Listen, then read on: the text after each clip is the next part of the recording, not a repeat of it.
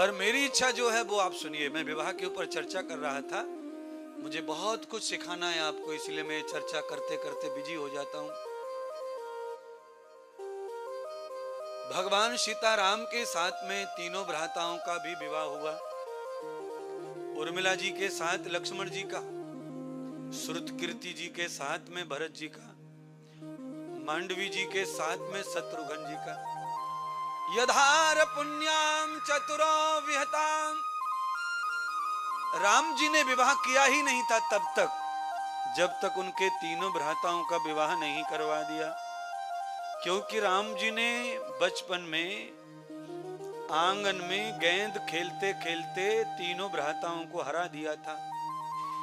जब ये तीनों 3 वर्ष के थे, लक्ष्मण भरत शत्रुघ्न, तो गेंद खेल रहे थे तो हरा दिया राम जी ने। तो रोने लग गए तीनों, माँ की गोद में जाकर, कौशल्या की गोद में। तो कौशल्या ने राम जी के कान मरोड़ दिए, क्या किया है तूने, बताइए क्यों रोए, तूने क्यों दुखी किया। तब राम जी ने कहा, मैया हम चारों भ्राता गेंद खेल रहे थे, ये तीनों हार गए मुझसे, इसलिए यार रो रहे हैं। इनको लगता है कि भैया ने हमको हरा दिया और हमारा सुख छिना लिया। अगर हम जीत जाते तो हम खुश होते, हम ऐसा चाहते थे, पर भैया ने हमें खुश नहीं होने दिया, खुद जीत गए। तो भगवान श्री राम ने 3 वर्ष की आयु में ही व्रत लिया था। अपनी माँ की गोद में बैठकर कहा था, मैया मैं आज तेरे सिर पर हाथ रखकर ये व्रत लेता हूं कि आज से जीवन पर्यंत मेरे जीवन में जो सुख आएगा वो पहले इन तीनों को प्राप्त होगा, उसके बाद मुझे प्राप्त होगा, ये वचन लेता हूं। तो राम जी ने बरमाला को इसीलिए त्याग दिया था। और विवाह के बारात आ गई, सब आ गए, माता पिता आ गए, तो फिर शादी के लिए इनकार कर दिया।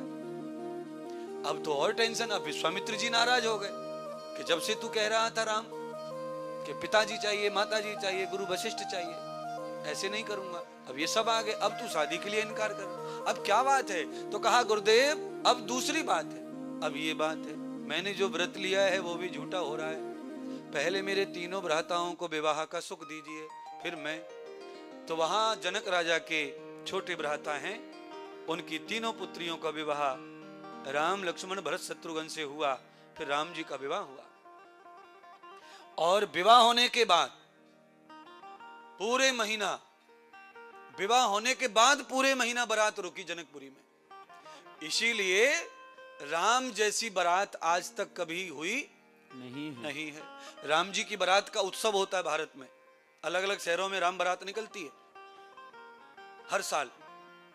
और अयोध्या से बिहार की तरफ और नेपाल, दोनों राज्य, दोनों देश और राज्यों की तरफ बारात जाती है, अयोध्या से हर साल जाती है। यह परंपरा आज भी है, क्योंकि बिहार में भी सीता जी का मायका मानते हैं और नेपाल में भी मानते हैं, क्योंकि पहले नेपाल, बिहार, भारत सब एक ही थे। तो बंटवारे होने की वजह से इधर उधर हो गया, तो कोई यहाँ मानता, कोई वहां मानता है, तो दोनों ही तरफ बारात जाती है महाराज। क्योंकि राम जी बारात का बहुत अद्भुत महिमा है। क्योंकि राम जी की बारात में एक व्यक्ति ऐसा नहीं था जो नालायक हो। बारात में नालायक लोगों की ज्यादा बड़ी बहुताश होती है, यानी फौज ज्यादा नालायकों की होती है बारात में। पर राम जी की बारात में कैसे लोग थे, कल आपने सुना ही था। राम जी की बारात में कैसे लोग थे, माथे चंदन हाथ में कंगन। दूल्हा के हाथ में कंगन बांधा जाता है, दुल्हन के हाथ में भी कंगन। और उस कंगन में क्या होता है, एक मोती होता है और एक लोहे की छल्ला होता है और एक उसमें कौड़ी होती है, कौड़ी, नदी की कौड़ी। हाँ, वो तीनों चीज होती हैं हाथ में। और वो क्या क्यों बांधी जाती हैं तीनों? वो इसलिए बांधी जाती हैं, अगर गृहस्थ के नियमों का पालन किया तो तुम हीरे मोती जैसे ही रहोगे, तुम्हारी कीमत। और तुमने नियमों को पाला छोड़ा तो तुम लोहे की तरह हो जाओगे, काई लग के धीरे धीरे बर्बाद हो जाओगे। और तुमने गृहस्थ के नियम नहीं पाले तो तुम्हारी कीमत कौड़ी की हो जाएगी। इसीलिए तीनों बांध करके दूल्हा को बताया जाता, बेटा देख, ओ दुल्हनिया देख। ये सब नियम है भारत के। हर चीज में कोई ना कोई फॉर्मूला समाया हुआ है। वैदिक संस्कृति में कोई धागा ताबीज भी बांधा जाता है तो उसका भी बहुत बड़ा विज्ञान होता है, पर उसे आजकल विज्ञान से नहीं अंधविश्वास से जोड़कर बांधते हैं लोग। है ये ताबीज जो है ना, जैसे हाथ में अंगूठी पहनना अलग अलग पत्थरों की, ये अंगूठी किसी ज्योतिष का काम नहीं है अंगूठी पहनाने का, पर ज्योतिष पहना रहा है। ये एस्ट्रोलॉजी का काम नहीं है, मंगल बुध का और ये सब ग्रह नक्षत्रों को एस्ट्रोलॉजी ज्योतिष देखे, भूमंडल की खोज ज्योतिष करता है। पर ये जो खड़े हैं मूंगा, पोखराज, हीरा, मोती, ये सारे के सारे जो खड़े हैं ये आयुर्वेदिक हैं। ये पॉइंट के ऊपर इन्हें बांधा जाता है जिससे रोग की निवृत्ति होती है। आपको फिर से समझना होगा इन चीजों को। प्राचीन काल में इन पत्थरों के द्वारा हाथ में, पैर की अंगूठी में, हाथ की अंगूठी में, या कंधे पर, या बाह में, या पैर के ऊपर, एड़ियों के ऊपर जहां पायजेब पहनते हैं वहां इनको बंधन बांध दिया जाता था, जिससे रोग की निवृत्ति के लिए। आज भी अगर नाभि ठीक ना हो तो पैर के अंगूठे में धागा बांधते हैं नाभि रोकने के लिए। किसी की नाभि बार बार हट जाती है ना, नाभि समझते हैं कि नहीं? हाँ, नाभि हट गई, किसी की साइड हो गई तो बीमार हो जाता आदमी। तो वो नाभि को रोकने के लिए मेन जो नस है उसे अंगूठा में उसका पॉइंट है, तो नाभि को सेंटर करके अंगूठे पे बांध देते उसको धागे से 15 दिन 20 दिन के लिए, फिर वो सेट हो जाती है। ऐसे ही अंगूठे में तांबे का तार, लोहे का तार बांध देते हैं, उसी का फार्मूला अंगूठी है। पोखराज, नीलम, हीरे, मोती, ये सब इलेक्ट्रॉनिक पत्थर है। इनसे बॉडी जो है वो चार्ज होती रहती है, तो बॉडी को इससे लाभ मिलता है, भाग्य को नहीं। कई लोग इस अंगूठियों को इसीलिए भी पहनते हैं कि शादी हो जाए, नौकरी हो जाए, प्रमोशन हो जाए, घर बन जाए, मकान हो जाए, व्यापार धुआंधार चले। इन अंगूठियों से इसका कोई संबंध नहीं है। हाँ, तुम्हारी बॉडी को जरूर ये अच्छा करती है, तुम्हारे शरीर में ये गुण धर्म को लेवल करती है और तुम्हारी थकती हुई जवानी को सजाती है। पहले राजा महाराजा, वीर योद्धा सब पहनते थे नीलम, पोखराज। राम जी के हाथों में भी काल्पनिक है तो भी अंगूठी लिखी गई दिख रही है। कृष्ण के हाथ में अंगूठी है। शिवाजी महाराज, महाराणा प्रताप, पृथ्वीराज चौहान, ये सभी वीरों के हाथ में अंगूठियां हैं। क्यों हैं? शक्ति के लिए, शरीर बल के लिए, ऊर्जा के लिए, बुद्धि को बढ़ावा देती हैं, विचारों को भी सही रखती हैं, शरीर को ऊर्जा मिलती है। बहुत सारे पत्थर हैं जिनको घसा जाता है आयुर्वेद में बॉडी के ऊपर, जिससे शरीर ठीक होता है। मेरा काम है अंधविश्वास तोड़ना, बस, और कोई काम नहीं है। मैं अंगूठी के खिलाफ तो हूं नहीं, पर मैं अंगूठी को भाग्य से जोड़कर जो पहन रहा है उसके मैं खिलाफ चर्चा कर रहा हूं। अंगूठी अपना काम करती है, उतना ही सोचो और उतना ही मानो, उतना ही बताओ। पर अंगूठी को अगर भाग्य से जोड़कर देखेंगे तो थोड़ा ज्यादा ही अंधविश्वास हो जाएगा। ये ठीक नहीं है। इससे क्या हो रहा है? भ्रम फैल रहा है, धोखे पे धोखे हो रहे हैं और अंगूठी के भरोसे रुके। जो सही उपाय करना चाहिए था वो कर नहीं पा रहे हैं, क्योंकि अंगूठी में उपाय बता दिया था ज्ञानी ने। अब नहीं होगा। अंगूठी पे भरोसा करना ठीक नहीं, क्योंकि उसका जो विज्ञान है वो उतना ही काम करेगा और उससे अधिक तकलीफ हो रही है, तो आप अधिक उपाय ढूंढो और अच्छे उपाय ढूंढो।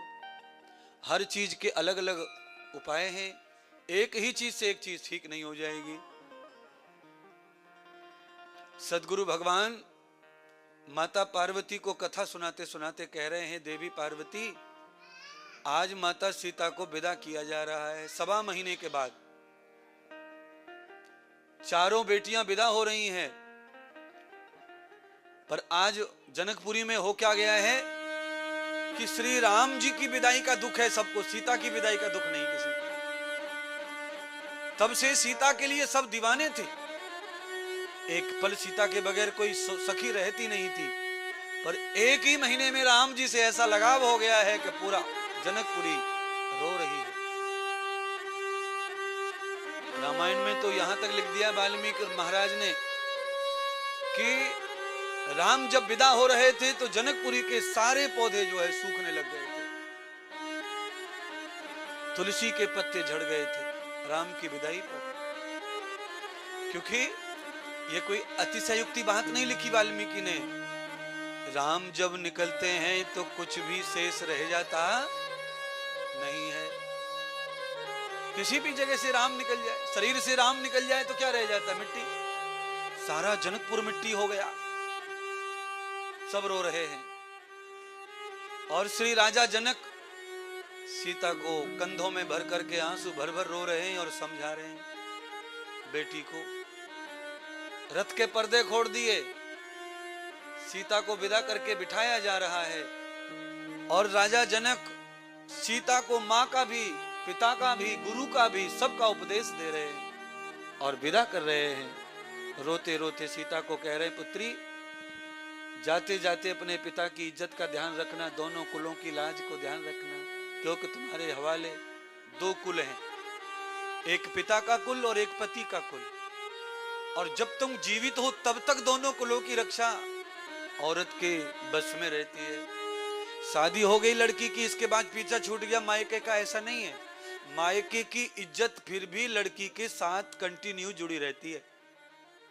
कितने भी शादी होकर कितने भी बच्चे बड़े हो जाएं, उसके बाद भी औरत कोई गलत हो जाए तो मायके तक सब खेल खत्म होता है। पुरुष के बारे में ऐसा नहीं है। पुरुष अगर नालायक हो जाए, निकम्मा हो जाए, बदनाम हो जाए तो उससे कुल का नुकसान नहीं है।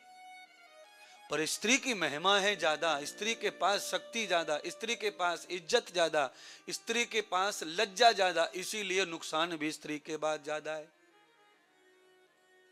पुरुष के पास में लज्जा कम होती है, पुरुष कम शर्मीला होता है। स्त्री में शर्म, लज्जा, हया ज्यादा होती है। स्त्री बहुत सोच समझ करके सिस्टम से चलती है, पुरुष का ऐसा सोच समझ के सिस्टम से चलने की परंपरा कम है। कई चीजों में स्त्री पर्दाएं करती हैं। धीरे धीरे वो परंपरा समान हो रही है स्त्री पुरुष की। आजकल इतना मॉडर्न हो गया है कि स्त्री पुरुष दोनों एक ही तालाब में नहा रहे, कूद कूद के। दोनों ने एक जैसे कपड़े पहन रखे, नहा रहे, तो अपने आप ही मैटर है अपनी जिंदगी को, इसमें कोई क्या करे। और हम लोग लगे बचाने के लिए। ये जो ग्रंथ लिखे हैं, रामायण लिखी है, भागवत लिखी है, उसमें सबसे पहले लिखा है कि कलयुग जब आएगा तो कोई नहीं बचा पाएगा बिना सत्संग के, बिना कथा के। ये कथा बचा पाएंगे। पुरानी हिस्ट्री, पुराना चरित्र, पुराना जीवन जो सुनेगा, उसको स्मरण करेगा, उस पर चल पड़ेगा, कलयुग उसका कुछ नहीं बिगाड़ पाएगा। और इसे नहीं सुनेगा, नहीं मानेगा, कलयुग उसे धोके रख देगा, उसे नंगा कर देगा।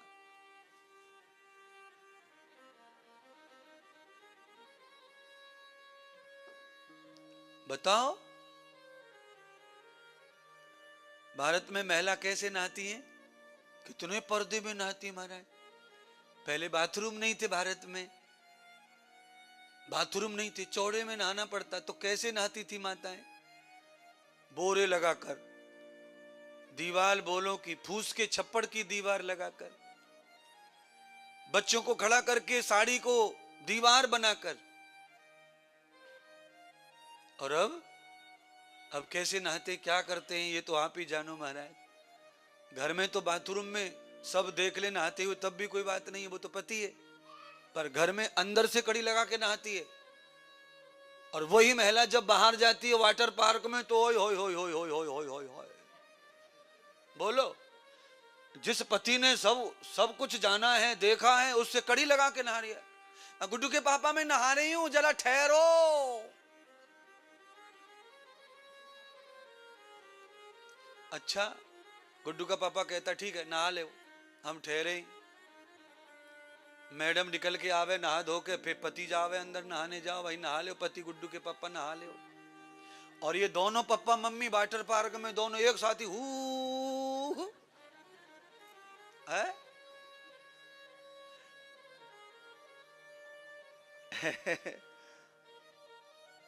शास्त्री जी क्या करूं मैं? शास्त्री जी को मुझे बताना पड़ता है, तब हंसी आती है उनको। वैसे सुन के वो जो साध लेते, अंदर कंट्रोल का नियम है, संयम है ना, तो रोक लेते हैं थोड़ा। और मैं चाहता हूं कि जितना हंसना है हंस लो, क्योंकि हंसी जो है वह है पुण्य से मिलती है। बहुत बड़ा कोई शुभ कर्म करेंगे उसका फल हंसी है, और छोटे मोटे शुभ कर्म कर लो उसका फल है कि धनवान होना, पैसे वाले होना, बंगला होना, अच्छा बिस्तर होना, नौकर होना। ये छोटे मोटे पुण्य से ही हो जाता है, पर चेहरे पे हंसी बड़े पुण्य से आती है। इसलिए कभी कभी जब आ जाए मौका तो खिलखिला के, हाँ, उससे क्या होता है, उससे ही होता है कि प्रूफ हो जाता है कि हाँ इनके पास में भी थैली में 2-4 पुण्य पड़े, नहीं तो पापों का ढेर लगा पड़ा है। आदमी पाप ही पाप कर रहा है दिन भर धन जोड़ने के चक्कर में। क्यों? यही चल रहा है, चलन ही यही है। क्योंकि चलन और चालाकी दोनों साथ चलते हैं तो आता है माल। चलन माने पैसा। ये जो पैसा है ये आर्टिफिशियल लक्ष्मी है, आज है कल नहीं, और ये मनुष्य की बनाई हुई है। आदमी मर जावे फिर कितने भी डॉलर्स की जेब में से निकाल लो, इसे कोई टेंशन ना, और जिंदा हो और कोई निकाल ले तो सीधा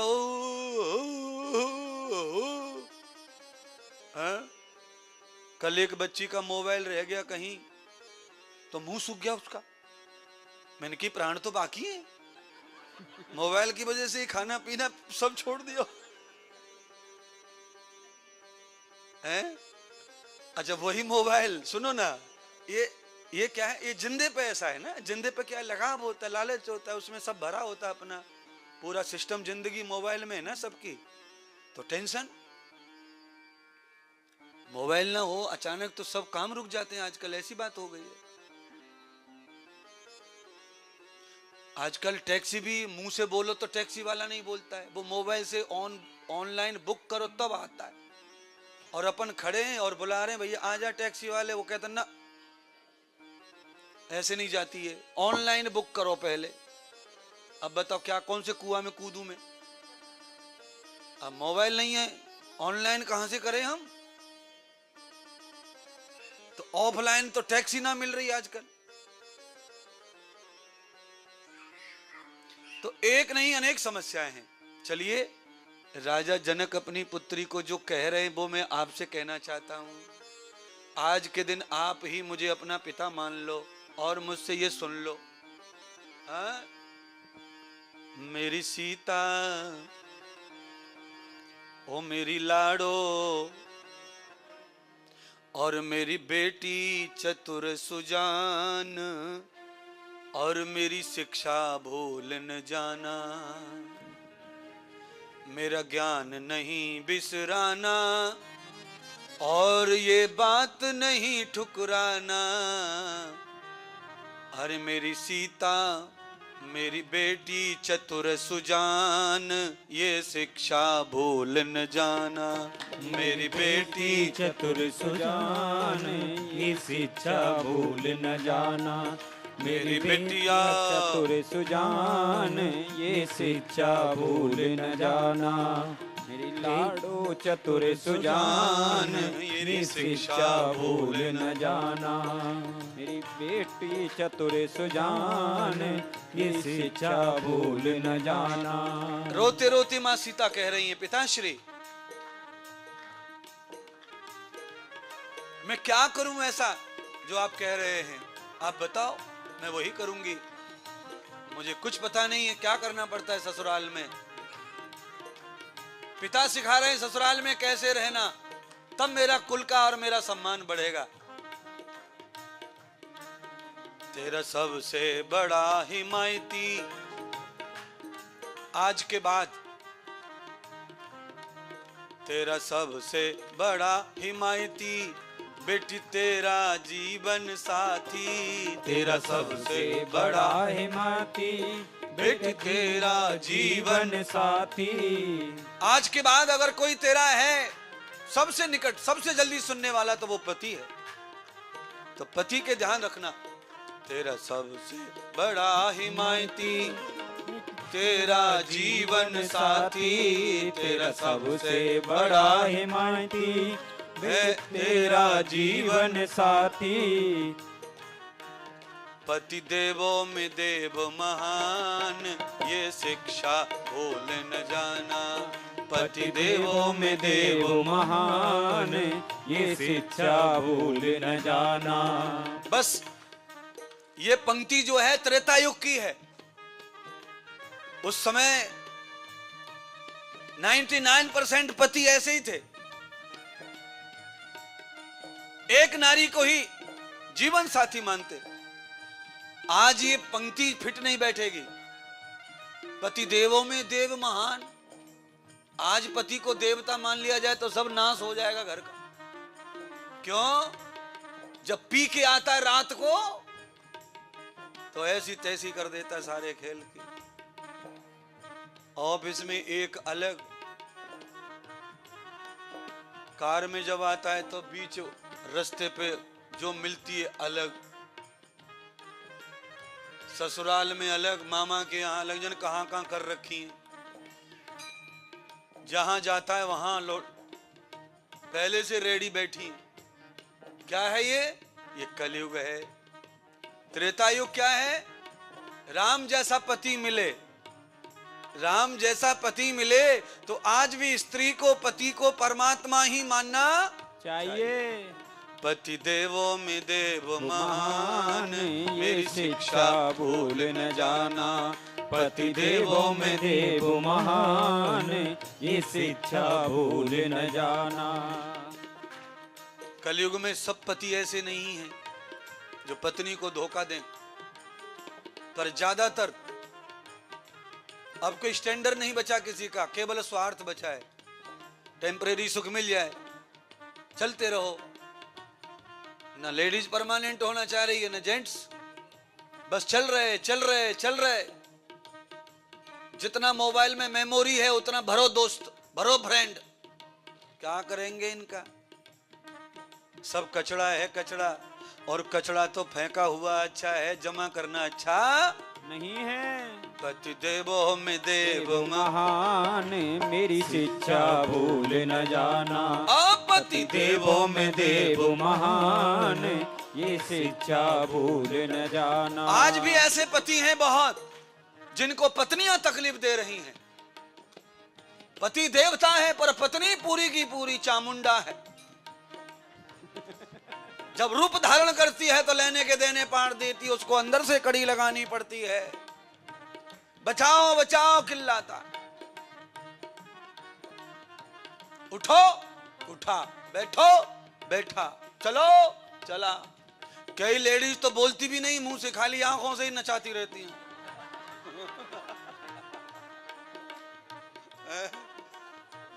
मैंने आंखों का जादू देखा है यहाँ, इधर ही देखा है आंखों का। भारत में तो देखा ही है, पर मैंने यहाँ भी देख लिया है। मैंने यहाँ भी जादू देख लिया है परसों रात को कथा के बाद।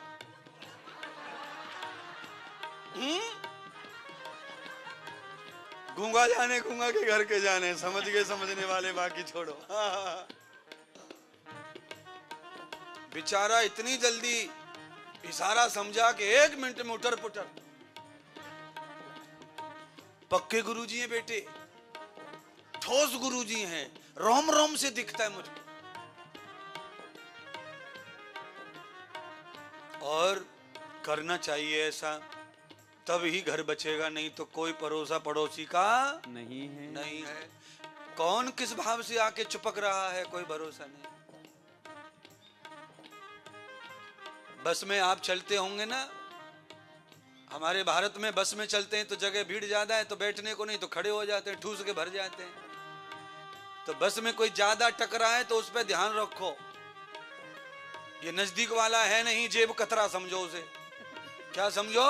जेब कतरा। ये बिल्कुल आइडिया कर रहा है, कभी यहाँ टकराता है, कभी यहाँ घसड़ के निकलता है। ये कमर से ही पहचान लेता है कि पर्स है कि नहीं है। तो व्यक्ति में स्त्री हो या पुरुष हो अलग अलग होते हैं। कोई स्त्री परेशान कर रही है पति को और कोई पति स्त्री को परेशान कर रहा है। किसी का पति दुष्चरित्र है, किसी की स्त्री दुष्चरित्र है। यही संसार है। सब कुछ 50-50 है, यहां पूरा कुछ नहीं है। पर राजा जनक तो अपनी पुत्री को कह रहे हैं, चाहे कितना भी भयंकर कलयुग आ जाए शर्मा जी, फिर भी आज भी अपनी पुत्री को सही शिक्षा ही देनी चाहिए। बाकी वो जाने, पर हमें अच्छी बात बतानी है। चाहे वो सुने ना सुने, माने ना माने, हमें माने ना माने, हमें छोड़ दे, हमसे बोलना बंद कर दे, पर हमें अच्छी ही बात बच्चे को बतानी चाहिए। दूसरी बात राजा जनक क्या कह रहे, सुनिए ना जरा।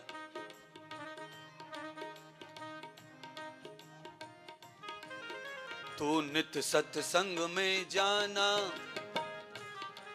गृहस्थ में सबसे बढ़िया अगर कुछ हो सकता है वो सत्संग है।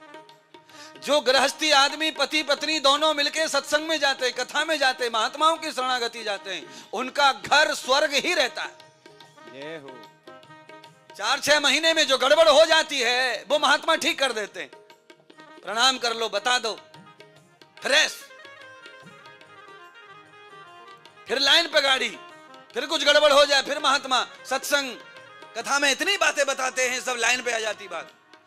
4 ही दिन में देख लो, आप अपने आप को 4 दिन सुनाया आपने, 4 दिन में आपका दिमाग कहां से कहां आ चुका है, सेटिंग में आ गया है। आ जाएगा 9 दिन में सब कुछ नवग्रह अच्छे कर दूंगा तुम्हारे में, और सब देवी की शक्ति आपकी बुद्धि में आ जाएगी। तू नित्य सत्संग में जाना, नित्य सत्संग में जाना, मिल कर के हवन रचाना। तू नित्य सत्संग में जाना, मिल कर के हवन रचाना। राजा जनक कह रहे हैं हम आर्य हैं, और आर्यों का काम है यज्ञ करके भोजन करना।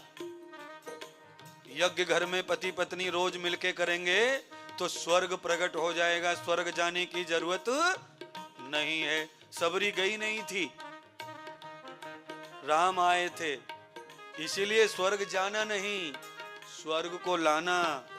जो नकली भक्त हैं वो गंगा जाते हैं, और जो असली भक्त हैं भागीरथ वो गंगा ले आते हैं। तो लाना है स्वर्ग को, स्वर्ग जाना नहीं है। स्वर्ग जाने के लिए फड़फड़ाते रहो, जाते जाते पता नहीं बीच में कहां रुकना पड़ेगा। मिल कर के हवन रचाना, नित्य सत्संग में जाना, मिल कर के हवन रचाना, नित्य सत्संग में जाना। करना सास ससुर का मान, मेरी बेटी भूल न जाना। करना सास ससुर का मान, मेरी बेटी भूल न जाना। ओ मेरी सीता चतुर सुजान, मेरा ज्ञान नहीं बिसराना। ओ मेरी लाड़ो चतुर सुजान, मेरा ज्ञान नहीं बिसराना। तीसरा ज्ञान क्या दिया राजा जनक ने? उत्तम ज्ञान। और ये तीसरा सब ले लो भाई, कलयुग है, तीसरा बहुत जरूरी है। क्या बताया? अच्छी नारी की पहचान। तुम लक्ष्मी हो ना सीता, तो तुम्हारी पहचान नहीं जानी चाहिए दुनिया से। तो अच्छी नारी की पहचान क्या है?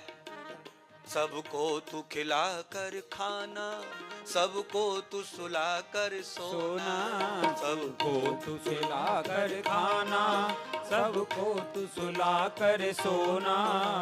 अच्छी नारी यही है।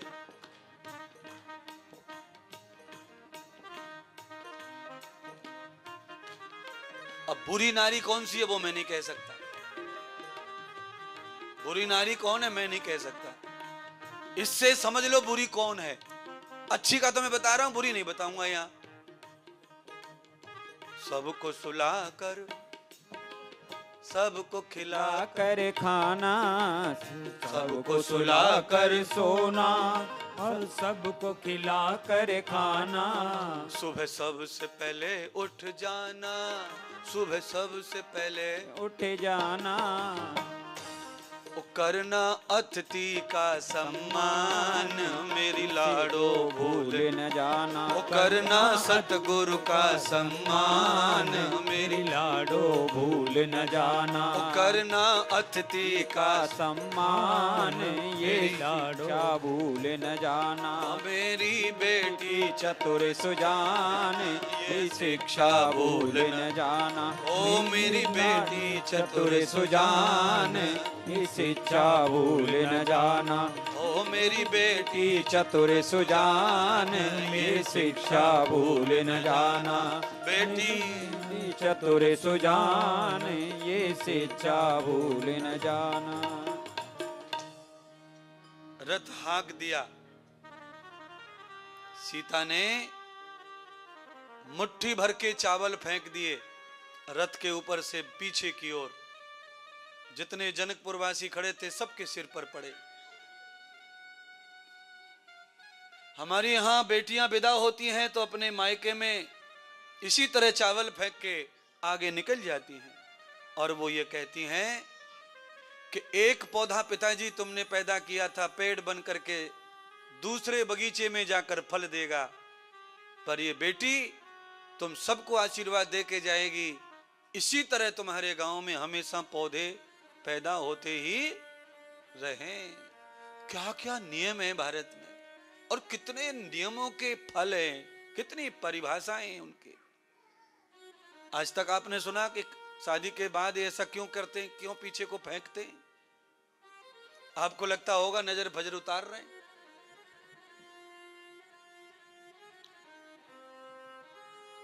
पीछे मुड़ के नहीं देखती है बेटी, आगे को चलती जाती है और पीछे चावल फैलती जाती है। और ससुराल में जाती है तो पीछे चावल नहीं, फिर आगे पैर से चावल को लुढ़काती है। वहां मैं भर के आई हूं पिता का घर, और यहां मैं घर भरूंगी किससे? मर्यादा से, सुख से, शांति से, धर्म से, धन से, पुत्र पुत्र आदि से। दोनों परिवारों की लाज लड़की के हाथ में होती है। इसीलिए महिला का जिम्मेदारी जो है वो बहुत ज्यादा पुरुष से अधिक है। इसीलिए हमारे यहां महिलाओं का पूर्व बहुत सम्मान, बीच में सम्मान बिगड़ गया, आज फिर सम्मान महिलाओं का बढ़ रहा है। क्योंकि सच्चाई छुप नहीं सकती कभी झूठे सूलों से, और खुशबू आ नहीं सकती कभी कागज के फूलों से। क्योंकि स्त्री ही सर्वे सर्वा है विश्व की, ये ध्यान रखना। त्वमेव माता च पिता त्वमेव। च हिंदी का शब्द है, पर संस्कृत में च माने और। दूसरे नंबर पर है पुरुष, पहले नंबर पर स्त्री है। भगवान भी पहले नंबर पर स्त्री ही है। त्वमेव माता च, भगवान की स्तुति करनी है तो पहले मां के रूप में। हिरण्य गर्भः समवर्तताग्रे, जब संपूर्ण सृष्टि का प्रलय हो जाता है तो ये सब कहां चले जाते हैं? पहाड़ पर्वत समुद्र आदि। तो भगवान कहते हैं वेद तो हिरण्य गर्भः समवर्तताग्रे भूतस्य जाता, भूतस्य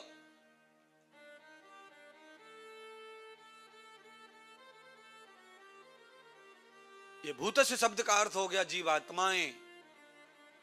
तब सब कहां चले जाते जीव? हाथी घोड़े, तो हिरण्य ये परमात्मा के गर्भ में चले जाते हैं। और जब ये परमात्मा के गर्भ में चले जाते हैं तब परमात्मा जो है अम्मा बन जाते हैं। अम्मा क्या बन जाते हैं? अम्मा। अम्मा का पूरा नाम है जगदम्बा। बोलिए क्या नाम है पूरा? जगदम्बा। जगद अम्मा। फिर परमात्मा का नाम जगदम्बा हो जाता है। और जब सृष्टि को भगवान पैदा करते हैं, जगदम्बा माता जननी पैदा करती है, तो नाभि से फिर प्रकट कर देती है अपने अंश को। विष्णु, ब्रह्मा, शिव फिर ये सृष्टि करते हैं, नाभि से प्रकट हो जाते हैं। यष्टम नाभि कृत्वाम, तो आप तो सभी जगदम्बा ही हैं, आप सब नाभि से ही सब पैदा कर रही हैं। दुनिया का कोई भी बच्चा नाभि से पैदा होता है। पेट में जो बच्चा है वह कमल के फूल की तरह ही विस्तार करता है। कमल का फूल जब पहले विस्तार करता है तो मोती जैसा होता है, मोती टाइप, और वही मोती धीरे धीरे देखो कैसा फैल जाता है। ऐसे ही गर्भ का बालक होता है। नाभि जो मां की रहती है, उस नाभि के ऊपर एक बूंद सी रहती है, उस बूंद से बच्चा बनता है, और नाभि से ही बच्चा विस्तार करता है, खुराक खाता है, श्वास लेता है, सब मां की नाभि से। और मां की नाभि से बढ़ते बढ़ते बढ़ते बढ़ते, जैसे तरबूजा, खरबूजा, काशी फल, बढ़ते बढ़ते बढ़ते बढ़ते, जहां से शुरू करते हैं बढ़ना फूल में से, वो डंठल जो है नाभि, वो डंठल जो बेल से लगा है, उस बेल से डंठल शुरू हुआ था, डंठल से फल बड़ा हो गया, पर वो डंठल खत्म नहीं हुआ।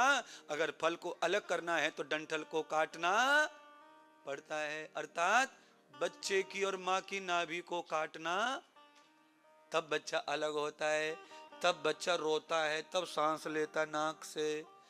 जब तक मां की नाभि से जुड़ा है तब तक नाक से सांस लेता नहीं है। डॉक्टर अलग करते उसके बाद सांस लेता यहां से, तब रोता है। आप कहेंगे महाराज बहुत बड़ा विज्ञान है ये तो आपने ऐसे बच्चे पैदा कर लिए, कभी देखा सुना नहीं? नाती पोते हो गए, दादियां बैठी, पर कभी नहीं जाना कि बच्चा कैसे हुआ, कहां से हुआ, कैसे हुआ। बड़ी समस्या है। यही तो मैं सिखा रहा हूं पूरी दुनिया को, यही बता रहा हूं। कम से कम जो तुम पैदा कर रहे हो उसके बारे में तो पूरा नॉलेज रखो। नॉलेज क्या है तुम्हारे पास? मोबाइल में देखते रहे, गूगल पे क्या नाम रखना चाहिए जो दुनिया में ना हो, गूगल पे ढूंढ रहे, तो गूगल में कहां से आ जाएगा ऐसा जो दुनिया में ना हो? दुनिया में जो है वही तो गूगल है।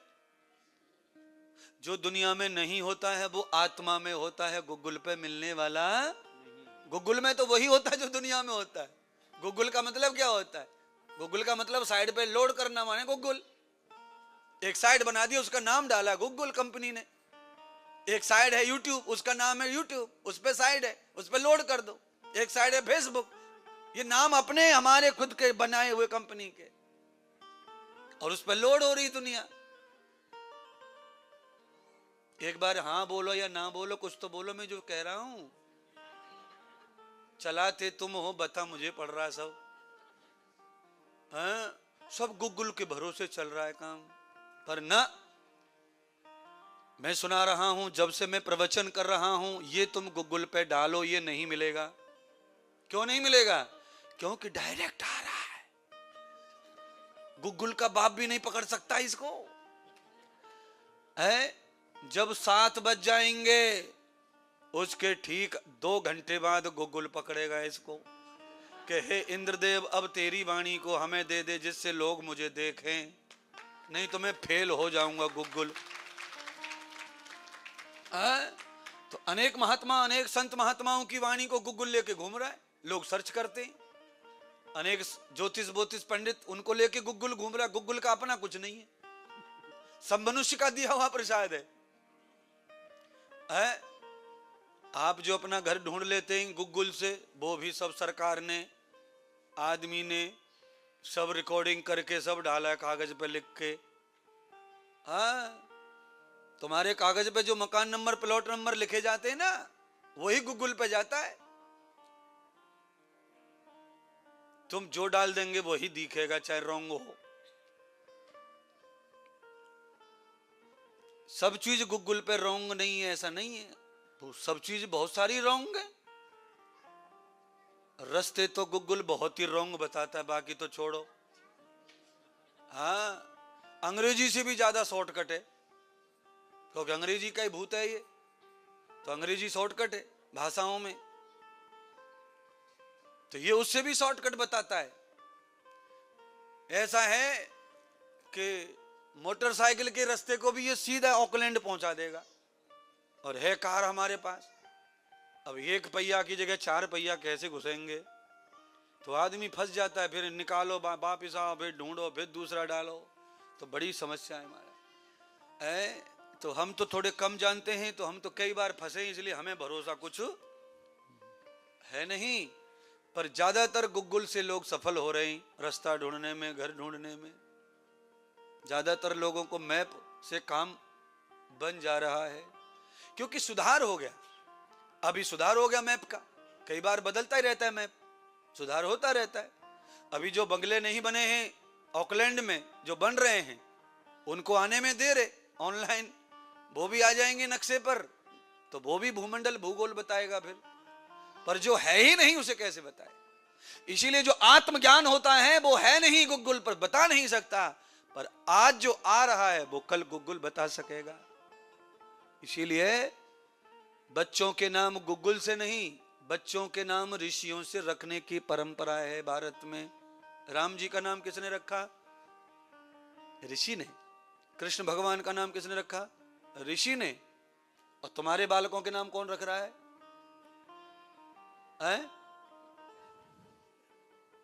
पंडित जी रख भी दे नाम, पंडित जी नाम रख भी देते हैं तो वो ये कागज से में रख के, कागज को पलटा मार के, उस पे हल्दी को स्वास्तिक साथियों डाल के अलमारी में, पंडित जी को नाम अलमारी में सिकरो है। और गुग्गुल का नाम, गुग्गुल का नाम पूरा घर लेके घूम रहा है। तो नाम ऐसे रखो जो बचपन से लेकर के मृत्यु पर्यंत अच्छे लगने चाहिए, सजने चाहिए। है बुढ़ापा जवानी सब में नाम जचे, ऐसा नाम बच्चे का हो। तुम्हारे बच्चों के नाम कैसे हैं? जब तक वो बच्चे हैं तब तक तो बहुत बढ़िया लगते हैं, और जैसे ही बच्चा दूल्हा बनेगा तब वो नाम बहुत खतरनाक खाने को दौड़ेगा है। फिर वो पिता बनेगा, भगवान करे वो दादा भी बन जाए, बड़ा समस्या आ जाएगी है। कितने नाम ऐसे जो दादाजी के अच्छे नहीं लग सकते। आप कल्पना करो, आप गैस करो, कौन सा नाम ऐसा है आदमी का जो दादा बनने पर अच्छा नहीं लगेगा? बिल्कुल सही कहा आपने, एकदम सही नाम है ये जो अच्छा नहीं है, क्योंकि ये नाम तो सहन ही नहीं होगा पहले तो, इसका अर्थ ही अलग है। पर आप समझें,